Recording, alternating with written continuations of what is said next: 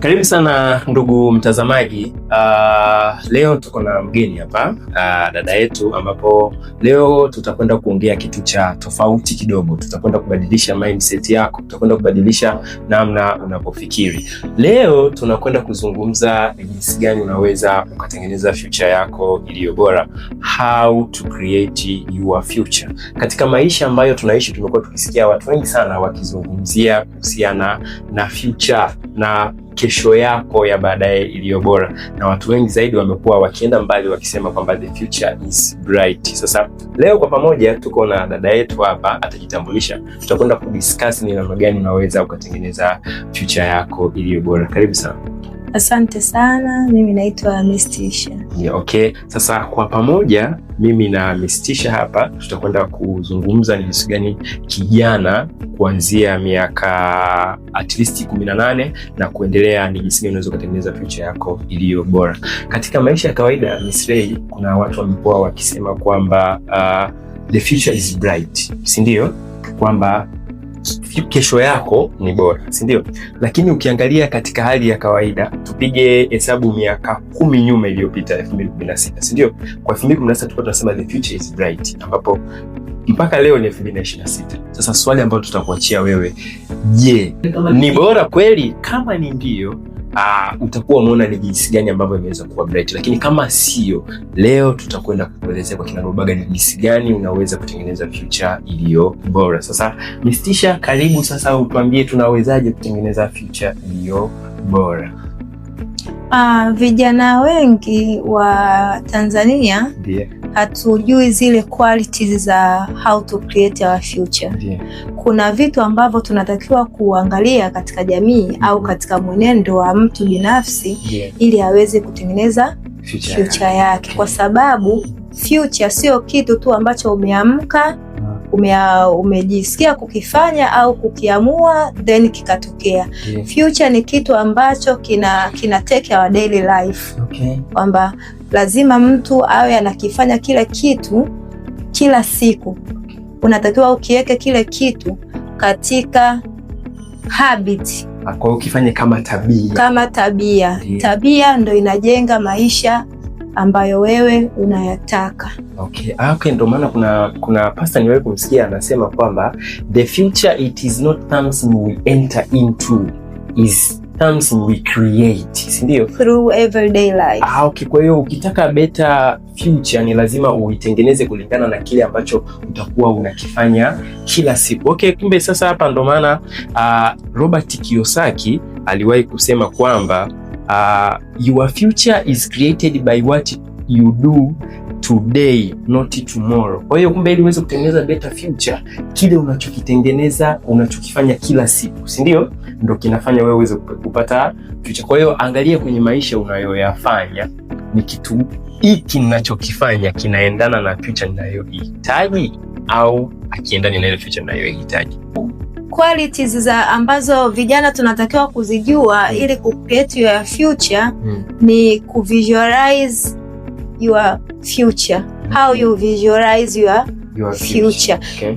Unatakiwa kupata picha katika mindset yako, katika akili yako kwamba haya ndo maisha ya mimi ya miaka 10 baadaye, nataka kuwa hivi. Ya mafanikio yako natakiwa kwanza kuya picture katika mind yako, katika akili yako. Kuya picture kwamba haya ndo maisha yangu, nataka kuwa na gari, nataka kuwa na nyumba, nataka kuwa na kampuni. Unatakiwa kwanza kuya picture katika akili yako. Kutoka katika kitabu cha Think and Grow Rich, unaambiwa kwamba whatever the mind can conceive and believe it, it can achieve. Yani kwamba unapoanzia the moment kwamba haya maisha nataka niyatengeneze baada ya miaka 10, akili yako imeshaweka ile picha kwamba haya ndo maisha nayoyataka. Yani utayaachieve tu, utafanikiwa tu. Ukia put into action, unafanikisha. Kwa hiyo unataka kuniambia kwamba miguu yako haiwezi kukupeleka pale ambapo akili yako haijafika. Sasa. Ndio. Kwa hiyo ili uweze kuyafikia mafanikio unayoyahitaji, unahitaji kuvisualize your future. Lazima uvisualize your future kwamba uone kwa mfano rahisi nadhani ni kumeditate. Kufanya ile meditation kwamba kwa mfano unaona kama hiki tunachokifanya hapa, mimi miaka miwili nyuma niliwahi kumeditate kwamba nataka siku fulani kuanzia muda fulani tu nafanya kitu fulani. Kwa hiyo hiki ninachokifanya hapa ni matokeo ya kile nilichokuwa na kivisualize miaka miwili iliyopita. Kwenye kuvisualize hapa tunaweza tukamuongezea watu kwamba kwa mfano kuna mtu fulani ni mentor wako unamfuatilia, kwa sababu watu wengi tunatamani tufikie kile ambacho mentor wetu anakifanya au zaidi ya hapo. Unaweza kutengeneza picha ya kile kitu ya maisha yale unayoyahitaji, si ndio? Alafu ukaweka ndani, ukawa unaiangalia ile picha. Kila ukiangalia ile picha inakusaidia kuvisualize, kuweza kupata kile ambacho, kwa sababu wanasema kama nilivyokuwa nimetangulia awali kwamba miguu yako haiwezi kukupeleka pale ambapo akili yako haijafika. Kwa hiyo visualization itakusaidia sana kufikia future yako unayoihitaji. Lakini kitu kingine hapo ambacho niongeze hapo kwenye quality nyingine ni stage ambayo watazamaji wanaweza wakaichukua ili kutengeneza future yao, ni wanasema create a blueprint of your future. Kutengeneza kama ramani ya future yako. Kwa sababu gani nataka nikwambie hivi? Ukija kuangalia majengo yote makubwa yanayotengenezwa, hakuna jengo linalojengwa bila ramani, si ndio? Engineer hawezi akaingia kazini kufanya kazi au kujenga jengo lolote bila ramani. Hata rubani anapotaka kupaisha ndege yake, kuna ramani atakuwa nayo ya mchoro kwamba atapita wapi mpaka atakapofika. Vivyo hivyo kwenye mabaharia wanaoendesha meli lazima wawe na ule mchoro wa ramani utakaomsaidia kwamba atapita wapi atakapofika. Sasa watu wengi kwenye maisha tumekuwa tunahitaji ndiyo kitu fulani. Tunakuwa tunahitaji mafanikio kwenye kitu fulani. Tunakuwa tunahitaji future iliyo bora. Lakini tunashindwa kutengeneza ile blueprint. Tunashindwa kutengeneza ile ramani ambayo itatusaidia kuweza kukifikia kwenye kile kitu tunachokihitaji. Kwa mfano, unaweza ukawa unatoka Gongo la Mboto alafu unataka ufike Kariakoo, si ndio? Zipo njia nyingi ambazo zinaweza kusaidia kufika Kariakoo. Lakini ukiandaa ramani yako ambayo itakusaidia kuweza kufika Kariakoo, itakusaidia kujua kwamba either naweza nikawahi kufika Kariakoo au nikachelewa, si ndio? Wote mkiwa mnatoka Gongo la Mboto, mmoja anaweza akanyoosha na hii barabara ya airport, si ndio? Akafika mpaka Kariakoo. Lakini mwingine anaweza akaamua kuzunguka mpaka Mbezi, akarudi mpaka Mwenge, lakini wote mkafika Kariakoo. The issue sio kufika Kariakoo. The issue umefika Kariakoo kwa muda gani? Kwa hiyo ile blueprint utakayokuwa umetengeneza, ile ramani utakayokuwa umetengeneza, ndio itakusaidia kuweza kufikia kwenye kesho yako iliyo bora. Kwa sababu gani? Utakapokuwa umetengeneza ramani, itakusaidia kuweza kujua kwenye hii ramani yangu akina nani naenda nao, akina nani wanachelewesha na waacha, vitu gani naenda navyo vinanisaidia kufika, vitu gani na viacha havinisaidii kufika, natumia aina gani ya usafiri. Kwa hiyo hiyo yote kwenye kutengeneza blueprint, kwenye kutengeneza ramani itakusaidia kuweza kujua natumia muda gani, natumia njia gani ya usafiri kuweza kufika kwenye kesho yangu ninayo. Bwana Denisi, hizo ni kweli, na vijana wengi siku hizi tunakwama hapa kwenye ramani ya maisha. Kwa sababu unakuta kijana anataka afike sehemu fulani kwa sababu fulani kafika. Ndio. Shanielewa? Unakuta mtu let's say anamuona mtu fulani anafanya biashara. Yeye hajafanya research ya ile biashara, hajui kitu chochote kuhusu ile biashara. Anataka na yeye aingie kwenye ile biashara kwa sababu fulani anafanya kile kitu. Hiyo sasa ndo tunakuwa mtu anakuwa haelewi nini cha kufanya, baadaye anajiona kama anapoteza muda. Ona nimekwama, kumbe sio kitu ambacho wewe ulitakiwa ufanye. Vijana wengi tunakwama kwa sababu kabla hujataka kufanya chochote katika maisha, kabla hujataka kufika sehemu fulani katika maisha, you need to think how to get there. How to get there kivipi? Unatakiwa kujiuliza, je, mimi natakiwa kufanya kitu gani ili nifike pale ambapo nataka nifike. Okay. Umeona? Mwingine mtu anajiwekeza, ana invest with themselves, kwamba anaweza akainvest kwenye elimu, umeona? Anaweza akainvest kwenye ujuzi, akainvest kwenye biashara, umeona, ili mradi afikie malengo.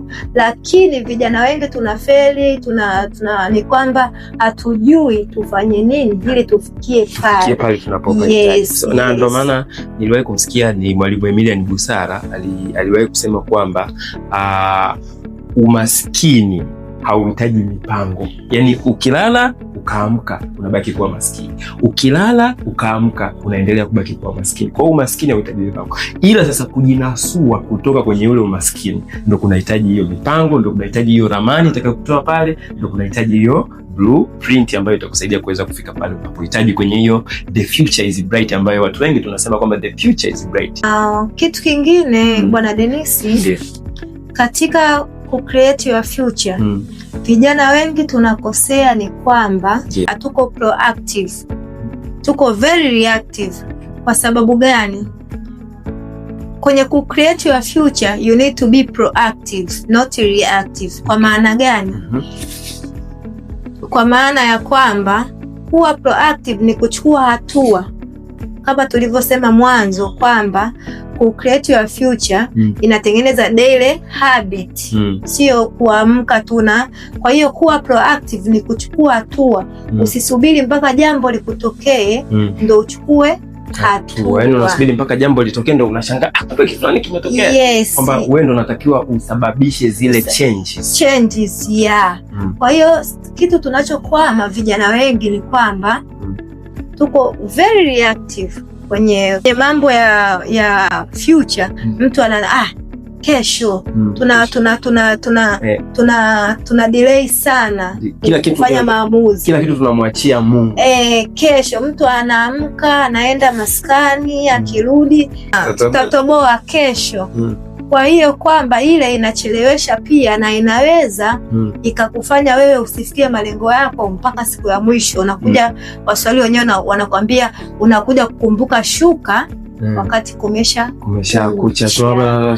Tunabaki na ule msemo the future is bright. Yes, kwamba ukihitaji kufanya maamuzi ya create your life, kama unataka good life, unataka maisha ambayo wewe unataka kuyalili, unatakiwa huanze leo. Hakuna kesho. Katika swala la maisha hakuna kesho. Ni kuamua leo na kuput your ideas, your mindset into action. Tusidelay. Okay. Sasa na kitu kingine hapo naweza nikaongezea kwenye hizo mambo ambazo msema zinaweza zikamsaidia mtu kutengeneza your future, ku create future yake. Kuna kitu kinasema kwamba align yourself to the will of God. Jiweke katika mapenzi ya Mungu, jiweke karibu na Mungu. Kwa sababu gani? Vijana wengi leo tumekuwa tukihitaji kuwa na mafanikio, tumekuwa tukihitaji kuwa na maisha mazuri, lakini tunakosa kitu inaitwa spiritual capital. Hatuna mtaji hatuna spiritual capital. Kwa Kiswahili tunasema hatuna mtaji wa kiroho, si ndio?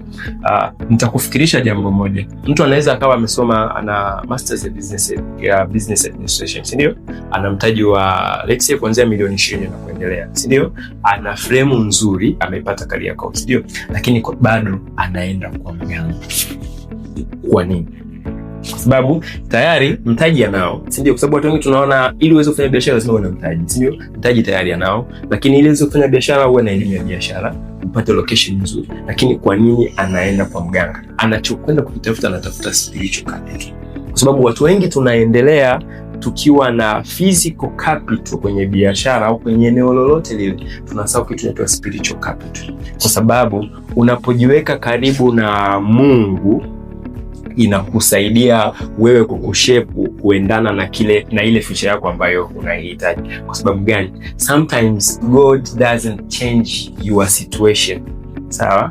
He changes you ili uweze kuhandle ile future ambayo unaihitaji. Mungu anaweza asibadilishe situation unayopitia wewe sasa hivi, ndio, lakini akakubadilisha wewe ili uweze kuendana na kile kitu unachokihitaji huko baadaye. Kwa hiyo utakapokuwa umejiweka karibu na Mungu, ukaisikiliza dhamiri yako, ukamsikiliza Mungu wako. Kwa sababu gani? Utakapokuwa umejiweka karibu na Mungu, kuna mambo magumu ambayo unatakiwa uyafuate. Sisi kama vijana tunajua tuna mambo yetu magumu ambayo tunatakiwa tuyaache, lakini pia tufuate mambo magumu ambayo yatatakiwa yatusaidie tuweze kufikia kwenye future yetu. Kwa hiyo utakapokuwa umejiweka karibu na Mwenyezi Mungu, atakusaidia pia kushepu kuendana na ile future yako unayohitaji. Jambo lingine, hautapoteza muda, kwa sababu yani tatizo sio kwamba kufika kwenye future yako. Tatizo ni kwamba unatumia muda gani kufika kule unapohitaji kufika. Kwa hiyo utakapokuwa umejiweka karibu na Mungu, pia itakusaidia. Mungu atakushape kuweza kuendana na kile kitu unachokihitaji, atakuweka kwenye ile purpose ambayo amekuumba iwe. Kwa hiyo leo tumepata bahati ya kutembelewa na mmiliki wa Tisha Traders. Atajitambulisha na ameshajitambulisha tayari, atatuambia wanahusika na nini. Ni tangazo ambalo tulitengeneza wiki iliyopita, italikuwa mdhamini. Kwa leo atatuambia wanahusika na nini. Karibu sana Mistisha. Mimi naitwa Mistisha, ni mmiliki na mkurugenzi wa Tisha Traders. Ni biashara ambayo inashughulika na uuzaji na usambazaji wa michele kutoka shambani kabisa, Mbeya na Morogoro, Ifakara. Kama una shule, una maduka, una catering, una kitu chochote ambacho kitakuwezesha wewe kutaka huduma zetu, karibu sana. Tunafanya huduma zetu consistent kwa free delivery. Karibuni sana Tisha Traders. Okay, kama ulivyoweza kumsikiza Miss Tisha ambaye ni mmiliki na mkurugenzi wa Tisha Traders, kama alivyokuambia, sihitaji tena kurudia, lakini kama unahitaji mchele mzuri, mchele ulionyoka, mchele unaonukia, hakikisha unawasiliana na Miss Tisha. Atakusaidia kukuletea mchele kwa delivery popote ulipo Dar es Salaam. Tumeweka mawasiliano yake hapo, utawasiliana naye na utaweza kupata mchele ambao ni nzuri kabisa. Bwana Denisi, naomba nikusaidie hapo. Umeongea kitu ambacho kiko katika jamii yetu hasa ya sasa hivi na teknolojia inayoendelea. Siku hizi niseme hata zamani watu ni wachache sana ambao wanaamini mafanikio yao wanaweka mikononi mwa Mwenyezi Mungu. Watu wengi sana wanapenda shortcut. Shortcut ndio inaofanya mtu aende kwa mganga, sawa?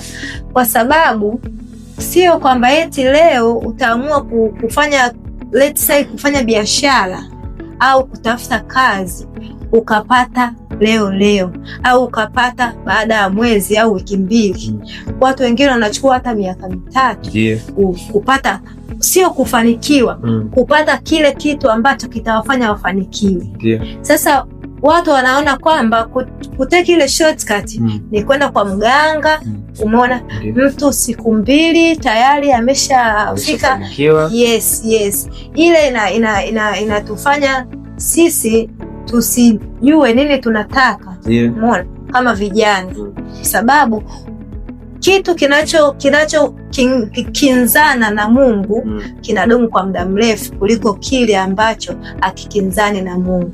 Unakuwa mtumwa wa kitu fulani kwa sababu ya maisha ambayo ungekuwa karibu na Mungu ungeweza kuyatengeneza yakadumu, ukadominate kwa muda mrefu kuliko kile ambacho unaona kwamba ukitake shortcut ndio itakuwa ni bora zaidi. Kusaidia na ndio watu wengi sana wamekimbilia huko, ambapo vijana wengi sana wanatamani maisha ya wao bila kujua yule unayetamani maisha yake ametumia njia gani mpaka kufika pale. Kwa hiyo hizo ni qualities ambazo unaweza ukazitumia kuweza kujenga future yako. Quality nyingine ambayo unaweza kusaidia kama vijana, unatakiwa kujua kipi ambacho kinamata katika maisha yako na kufocus nacho. Kwa maana gani? Kwa maana vijana wengi tuna lose focus. Kwamba mimi nataka nitengeneze maisha yangu nataka yawe ya haina fulani. lakini tunakuwa tunafanya vitu ambavyo haviendani na yale maisha ambayo tunayataka, kwa sababu unavyoishi maisha ambayo hayakinzani na future yako ni sawasawa na waste of time.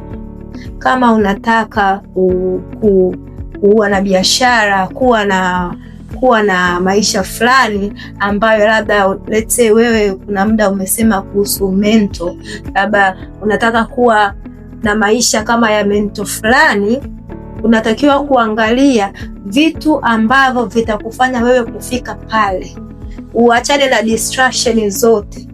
Kwa hiyo zile focus ya vitu ambavyo muda mwingine unatakiwa hata uandike njia, vitu ambavyo you need to set goals. Goals ndio zitakufanya wewe uwe focused na what is matters katika ku create your future. Yes, unatakiwa uwe na, kama kijana unatakiwa uwe na kama ki notebook cha kukufanya wewe unaandika, una set goals zako. Kama ni za mwezi, unatakiwa uset goals za miezi mitatu, goals za mwaka. Ile inakufanya usilose focus kama kijana na kama mtu ambaye unataka uwe na future ambayo iko bright. Yes.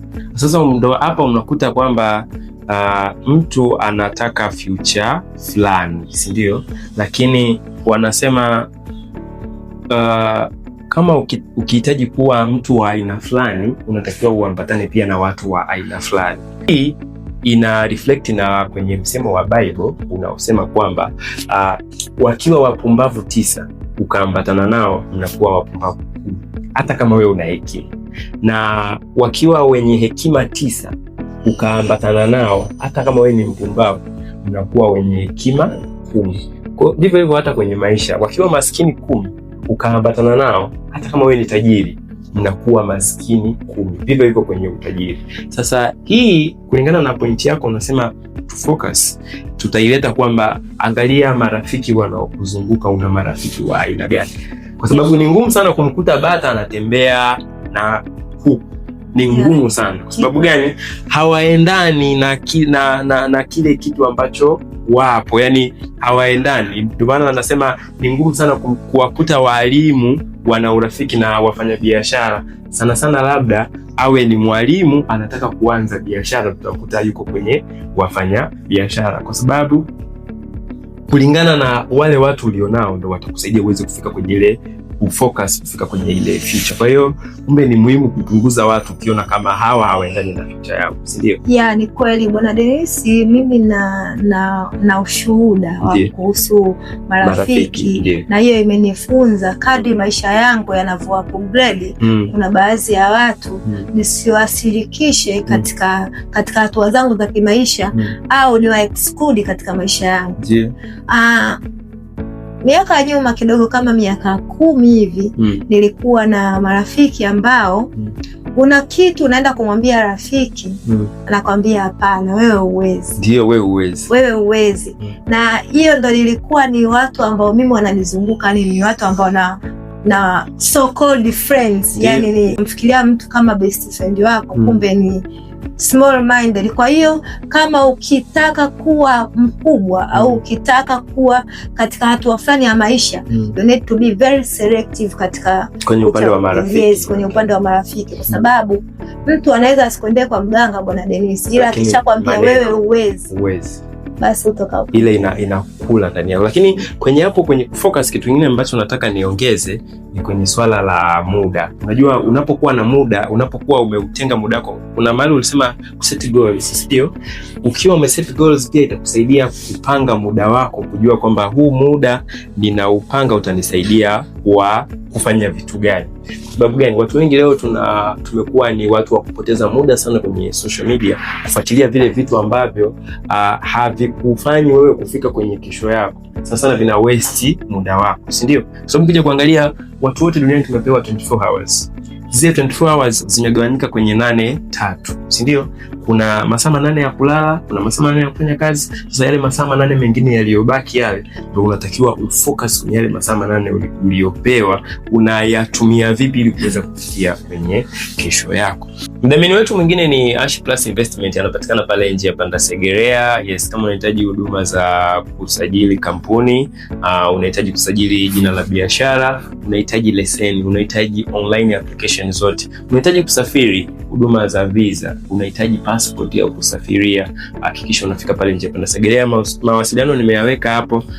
Utaweza kupata huduma zote hizi kwa bei ambayo ni nzuri sana. Lakini pia kama unahitaji huduma ya internet, ukifika pale njia Panda Segerea utajipatia kwa bei nafuu sana. Lakini Ash Plus Investment pia ni wauzaji wa simu za jumla, wanapatikana pale Gongo la Mboto Msikitini. Ukifika pale Gongo la Mboto Msikitini utaona bango kubwa limeandikwa wauzaji wa simu kwa jumla. Tumeweka mawasiliano yake hapo.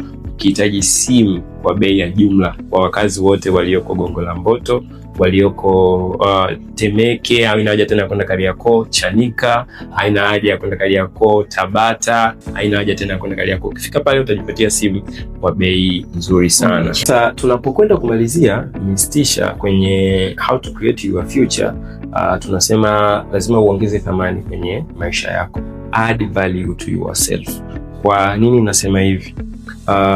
Katika vipindi vilivyopita nilipokuwa nazungumzia elimu ya fedha, kuna kitu niliwahi kukisema kwamba money comes to measure value, kwamba siku zote pesa huwa inakuja kupima uthamani. Pesa ikija ikapima uthamani, ikikuta uthamani haupo, huwa inaondoka. Na nilitolea mfano wa watu wanaocheza betting. Yule mtu wa betting akishinda milioni 20, ukitafuta baada ya miaka 3 ile hela anakuwa hana tena. Kwa sababu gani? Kwa sababu ile hela anaipata lakini alikuwa hana thamani ndani yake. Kwa pesa imekuja imepima uthamani, imekuta uthamani haupo, imefanyaje? Imeondoka. Kwa hiyo ili uweze kutengeneza kesho iliyo bora, ili uweze ku-create your future, jambo la kwanza unatakiwa uongeze uthamani kwa kile unachokifanya.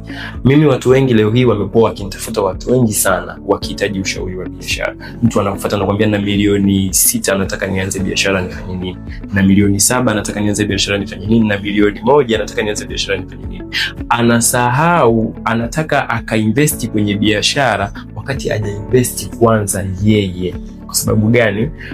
Utakapokwenda kuanza biashara, huwezi kuipa biashara kile kitu ambacho wewe una, kwa sababu biashara inahitaji maarifa, si ndio? Sasa huwezi ukaipa biashara maarifa wakati wewe kwanza hauna maarifa. Kwa hiyo you have to invest yourself. Unatakiwa ujiwekeze kwanza wewe. Tafuta elimu ya biashara, tafuta maarifa ambayo yatakusaidia kukufanya wewe kuwa wa thamani. Kwa sababu gani? Katika dunia ya leo, watu wote ukija kuangalia, wakati tunazaliwa tulikuwa ni ordinary person, si ndio? Ili uweze kuwa extraordinary unatakiwa uadd value. Ndio maana ni ordinary alafu imeanza neno extra, kwamba umeongeza kwenye ordinary umeongeza value, ndio imekuja neno extraordinary. Kwa hiyo unatakiwa uongeze value. Unaongezaje value? Ndio hivyo, kuna kuinvest wewe mwenyewe, kusoma vitabu, kutembea sehemu mbalimbali ambazo zinaweza kuongezea thamani, kuambatana na watu ambao wanaweza kuongezea thamani.